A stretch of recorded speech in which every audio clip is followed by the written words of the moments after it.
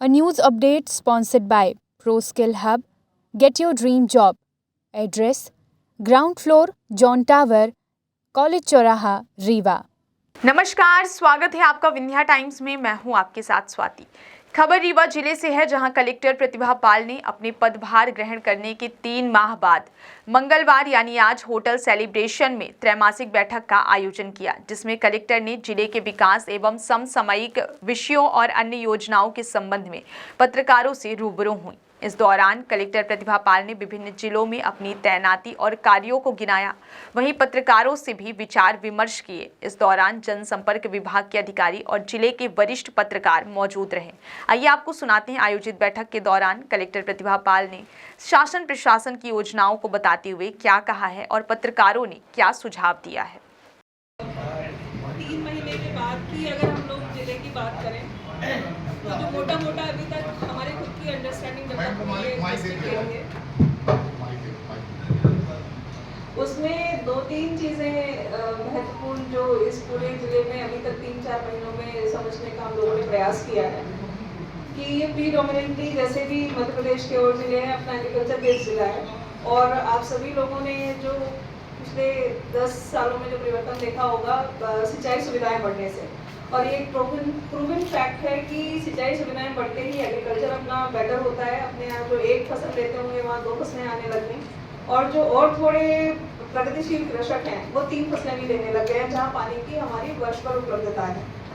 तो इसीलिए अभी अपने यहाँ महत्वपूर्ण इरिगेशन की प्रोजेक्ट चल रहे हैं।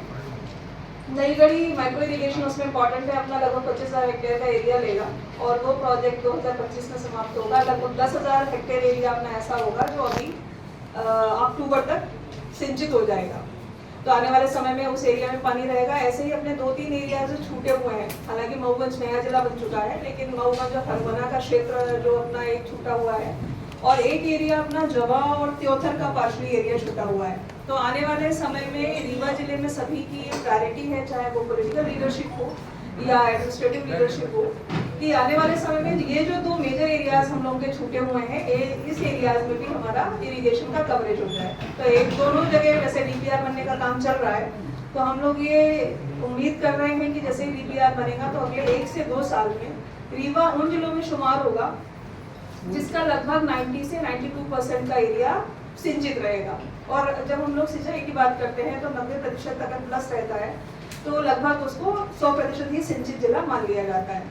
आप लोगों ने, आप सभी लोग, क्योंकि पत्रकार सभी लोग बाद में हैं, सभी रीवा जिले के रहने वाले हैं, यहीं पले बड़े हैं, यही जन्म हुआ होगा। आपने अपने कई सारे लोग होंगे जो गाँव से शहर में शिफ्ट हुए होंगे, फैमिलीज पहले गाँव में रही होंगी, तो आपने खुद ये चेंजेस देखे होंगे कि कृषि जब उन्नत होती है तो अपने यहाँ इकोनॉमिक एक्टिविटीज़ बढ़ती हैं। अपने यहाँ जो इकोनॉमिक एक्टिविटीज़ हैं वो भी कृषि पर आश्रित अभी ज़्यादा है। अगर हम लोग एमएसएमई के उद्योगों की बात करें तो अपने यहाँ राइस मिल्स की प्रचुरता है, और अभी भी जो डिमांड है एमएसएमई में वो राइस मिल्स की खूब है। वेयर हाउसेस खूब बने हैं रीवा में पिछले कुछ सालों में। तो आने वाले समय में इसमें थोड़ी वैरायटी रहे, इसीलिए हम लोग इस बार ये प्रयास कर रहे हैं कि हॉर्टिकल्चर को फोकस इस बार उन्होंने एरिया कुछ लिया हुआ है, जिसमें अपने यहाँ सब्जी की प्रोसेसिंग कुछ चीज़ों में टमाटर की, अदरक अपने यहाँ होती है, लहसुन होता है, प्याज होता है, और कुछ मसाले हैं। तो इन मसालों के एरियाज को हम लोग बढ़ाएं, और इनकी प्रोसेसिंग में जैसे राइस में लोगों ने अभी कॉन्सेंट्रेशन किया हुआ है, ऐसे ही ये कॉन्सेंट्रेशन राइस के अलावा हट करके बाकी चीज़ों में भी जाए। और आप देखेंगे कि अभी जब हम लोग मुख्यमंत्री सीखो कमाओ के बारे में बात करेंगे, जब उसकी रजिस्ट्रेशन की बात कर रहे थे कि कितने लोग कितने ज़्यादा इंटर्न्स को लेंगे, तो उसमें सबसे ज़्यादा जो पार्टिसिपेशन है वो राइस मिल्स का है। कारण ये है क्योंकि वो हमारे लोकल सभी एंटरप्रेन्योर्स हैं, लोकल रीवा के हैं, रीवा में रहते हैं, रीवा के लोग उनके यहाँ काम करते हैं, तो उनको भी सुविधा होती है।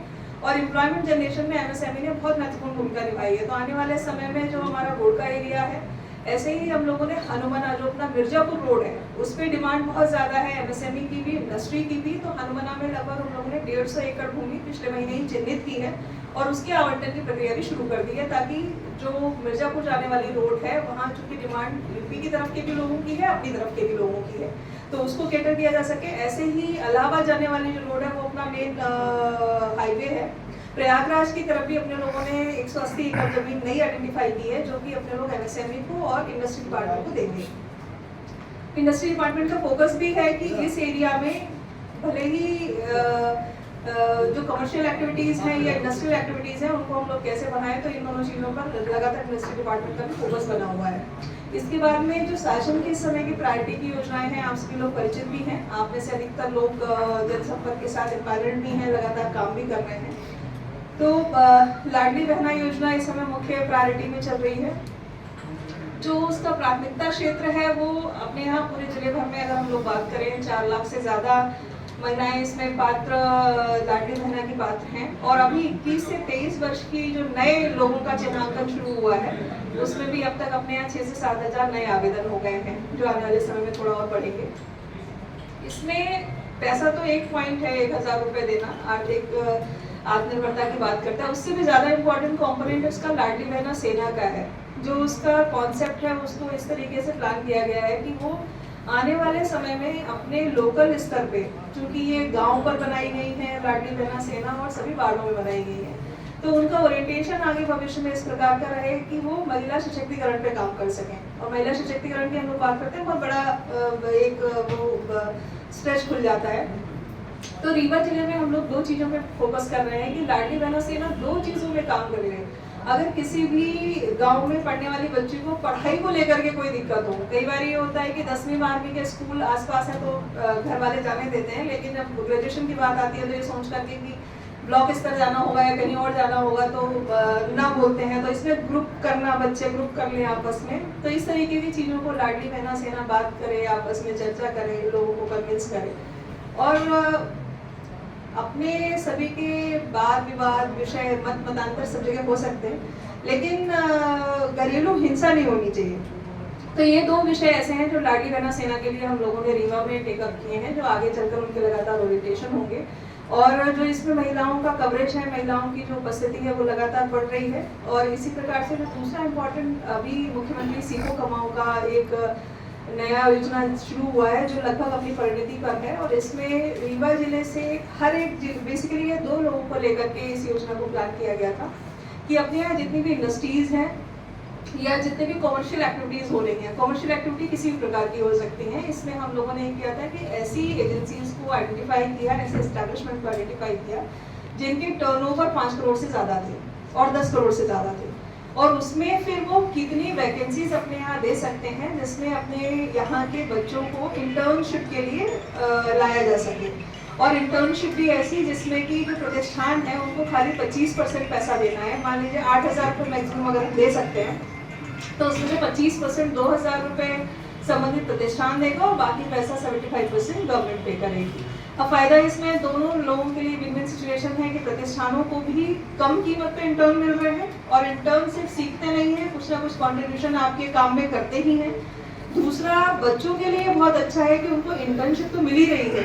जो अच्छे, आप देखिएगा कि 10 लोगों को जब हम काम पे रखते हैं, भले सिखाने के लिए रखते हैं, अगर उन 10 में से 3 लोगों ने बहुत अच्छी मेहनत की, अच्छा सीखा, अच्छा रिस्पॉन्ड किया, अच्छे इनपुट्स दिए, तो लोग उसको कंटिन्यू भी कराते हैं।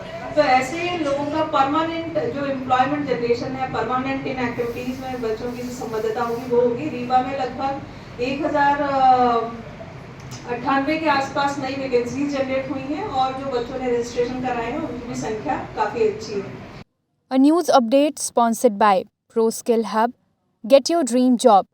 Address: Ground floor, John Tower, College Choraha, Rewa.